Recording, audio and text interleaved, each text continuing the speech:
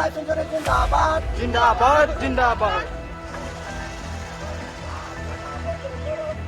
Kas kata bondo korok. Bondo korok, bondo korok. আমাৰ 17খন স্কুলৰ ষ্টুডেণ্টবিলাক main কথাটো হ'ল ইয়াত এনেকুৱা প্ৰগ্ৰেমটো হোৱা নাই গতিকে আমি সৰুকৈ Urun mana tik forest ya kadang-kadang ada orang panen jabai dia dulu bila hari itu video Bondo korok, bondo korok. Bondo korok, bondo korok. Bondo korok, bondo korok. Bondo korok, bondo korok. Bondo korok, bondo korok. Di mana ada bondo kalam. Wildlife Sanctuary Zindabad. Wildlife Zindabad. Kas kata bondo korok. Kas kata bondo korok. Sikura bukan ke bondo kalam. Sikura bukan ke bondo kalam. Orangnya sikura ke bondo seleng. Orangnya sikura ke bondo seleng. Kas kata bondo korok.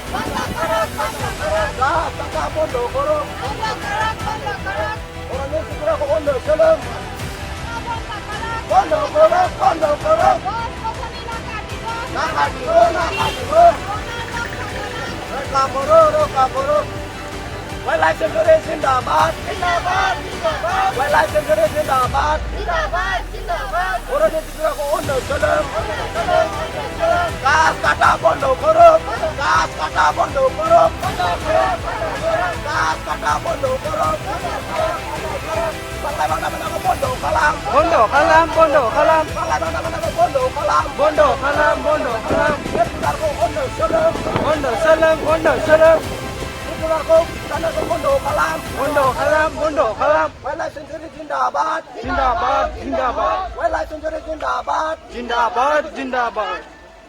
Kas kata bondo korok. Bondo korok, bondo korok. Kas kata bondo korok. Bondo korok, bondo korok. Orangnya sikura ke bondo seleng. Onde seleng, onde seleng. Orangnya sikura ke bondo seleng. Onde seleng, onde seleng. Kas kata bondo korok.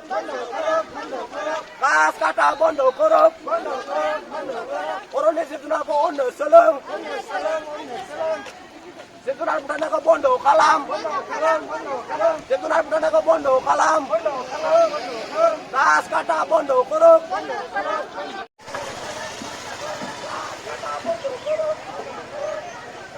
Wildlife Sanctuary Zindabad. Wildlife Sanctuary Zindabad. Kas kata bondo korok.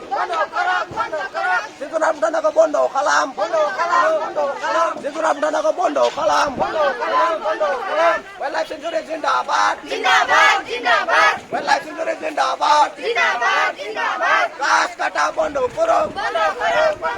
Kas kata bondo korok. Wildlife Sanctuary Zindabad.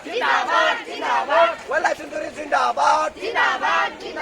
Wildlife Sanctuary Zindabad. Kas kata bondo korok. Bondo korok, bondo korok. Kas kata bondo korok. Bondo korok, bondo korok. Orangnya sikura ke bondo seleng. Wildlife Sanctuary Zindabad.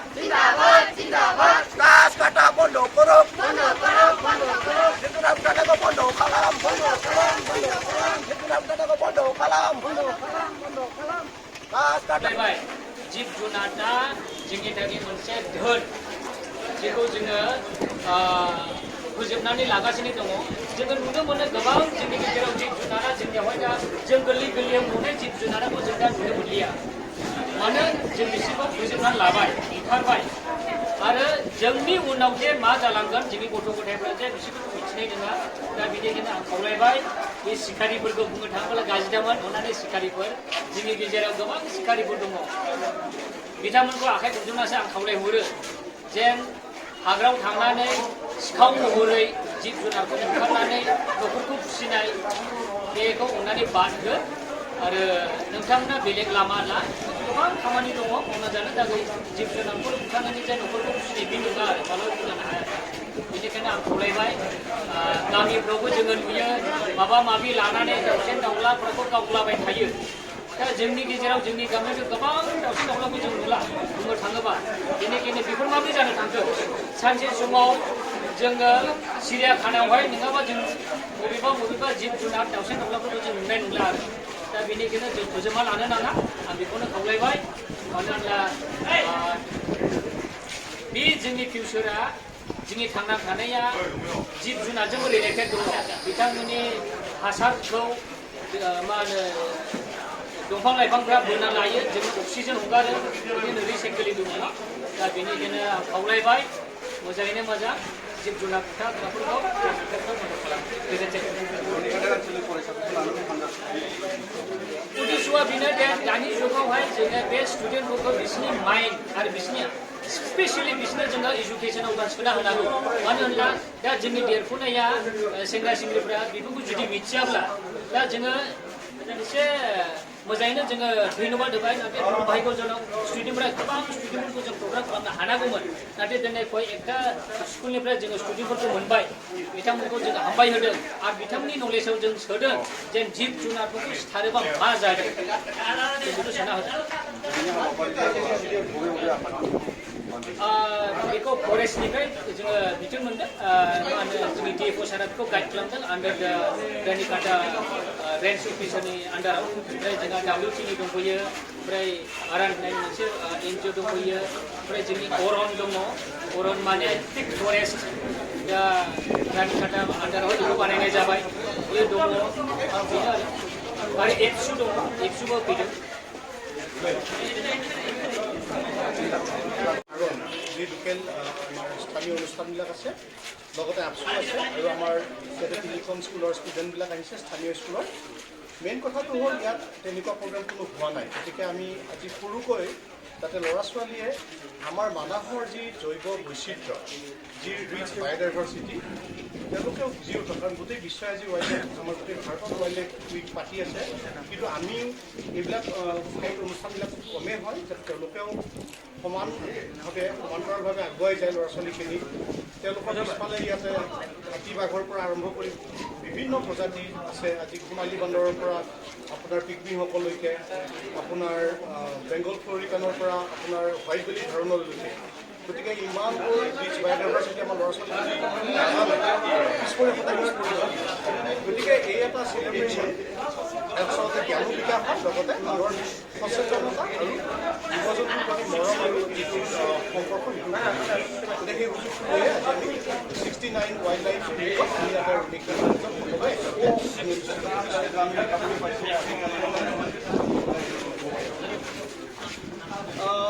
Manas যদি আমি ধনশিৰি নদীৰ পৰা আমাৰ সোণপুৰ নদীলৈকে বৃহত্তৰ এলেকা tiger reserve হিচাপে declare কৰিছে 1971 চনত আপুনি চাওক আজি এই মাজৰ যিখিনি অঞ্চল বিশেষকৈ ক'বলৈ গ'লে আমাৰ ৰুণিখাটা ৰেঞ্জতেই আৰু চিৰাং ডিভিজনতেই চিৰাং ৰিজাৰ্ভ আৰু মানাহ যি পাৰ্টটো ৰিজাৰ্ভ ফৰেষ্ট আছিলে প্ৰায় শেষ হৈ গৈছে এইটো বৰ দুখৰ কথা যাৰ কাৰণে আজি হাতী মানুহৰ সংখ্যা মানে সাংঘাতিকভাৱে বৃদ্ধি পাইছে আৰু যদি তাতোকৈ ডাঙৰ সমস্যাটো ইয়াতে